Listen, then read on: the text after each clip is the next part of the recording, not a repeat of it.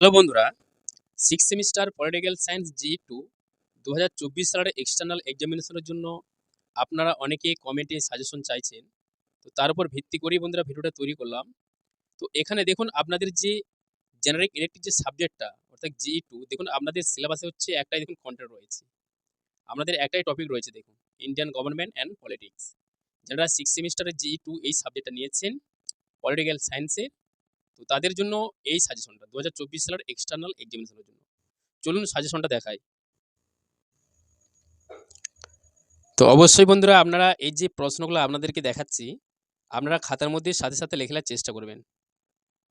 আমি একটু স্লো আস্তে আস্তে দেখাচ্ছি, আমরা খাতার মধ্যে লেখে এই যে 10টা 12টা প্রশ্ন দিয়েছি, এই প্রশ্নগুলো পড়লেই আপনাদের 2024 সালে যে 5 নম্বরের 6টা প্রশ্ন থাকে 4টে লিখতে হয়, ওই 4টে প্রশ্ন আপনারা আশা করি কমন পেয়ে যাবেন।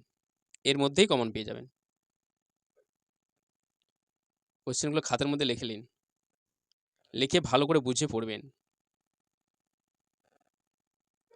এর পরবর্তী ভিডিওটির মাধ্যমে আপনাদের যে 10 নম্বরের 4টে প্রশ্ন থাকে, 2টো প্রশ্ন লিখতে হয়, সেই 2টো প্রশ্নের উপর আপনাদের 10 নম্বর প্রশ্নের সাজেশন দেব।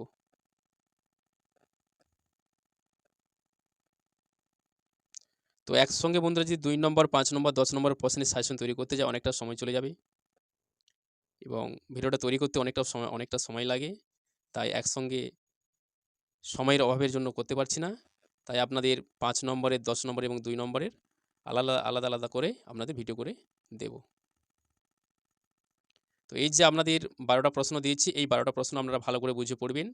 এখান থেকে আপনাদের যদি ভালো করে বুঝে পড়েন, অনেক শর্ট কোয়েশ্চেনও লিখতে পারবেন এবং আপনাদের যে 5 নম্বরের 6টা আপনাদের যে 5 নম্বরের 6টা প্রশ্ন থাকবে, 4টে প্রশ্ন লিখতে হয়, ওই 4টে প্রশ্ন আপনারা লিখতে পারবেন।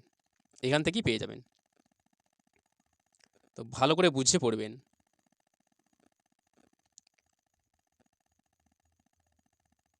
এটা হচ্ছে আপনাদের 6 সেমিস্টার জেনারেল বিভাগের পলিটিক্যাল সায়েন্সের অর্থাৎ পল সায়েন্সের রাষ্ট্রবিজ্ঞানের 2024 সালের আপনাদের যে 5 নম্বরের 6টা প্রশ্ন থাকে, 4টে প্রশ্ন লিখতে হয়, তার ওপর সাজেশন।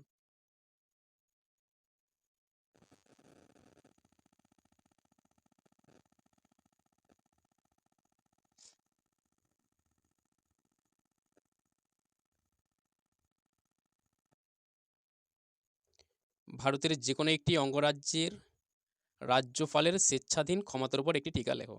ভারতের যে কোনো একটি অঙ্গরাজ্যের রাজ্যপালের স্বেচ্ছাধীন ক্ষমতার উপর একটি টিকা লেখো। ভারতের গণপরিষদের গঠন আলোচনা করো। ভারতের যে কোনো একটি অঙ্গরাজ্যের রাজ্যপালের, এটা বললাম। ভারতের নির্বাচনী সংস্কারের প্রয়োজনীয়তার উপর একটি টিকা লেখো। ভারতের নির্বাচনী সংস্কারের প্রয়োজনীয়তার উপর একটি টিকা লেখো।